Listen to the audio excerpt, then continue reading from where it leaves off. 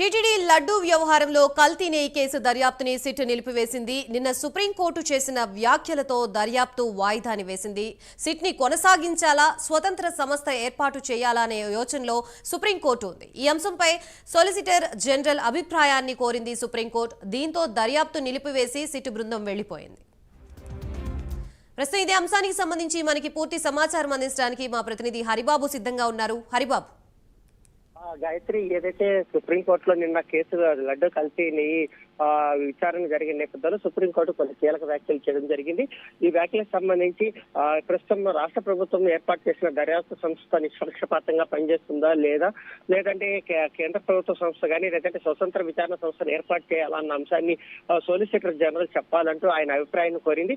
ఈ నేపథ్యంలోనే ఇప్పుడు తిరుమలలో విచారణ జరుపుతున్నటువంటి సిట్ బృందానికి కొన్ని ఆదేశాలు రావడం జరిగింది. దీంతో నిన్న సాయంత్రం 7 గంటలకి సిట్ బృందం విచారణ మధ్యలో నిలిపివేసి తిరుపతి గెస్ట్ హౌస్ కు వచ్చే అర్ధరాత్రి సమయంలో కడప ఎస్పీ వెళ్ళిపోగా ఈ రోజు ఉదయం గోపీనాథ్ జెట్టి అలాగే సర్వశేష త్రిపాఠి ఇద్దరు తమ గమ్యస్థానాలకు వెళ్ళిపోవడం జరిగింది.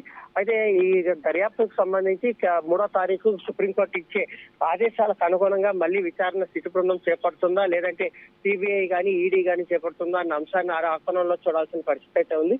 కోర్టు ఏ నిర్ణయం తీసుకుంటుందో ఆ నిర్ణయానికి కట్టుబడి ఉండాల్సిందిగా పుడతామని చెప్పిన ప్రభుత్వం ఒక సంకేతాలు అయితే ఇచ్చిందని చెప్పాలి. Gayatri, right, thank you Haribabu.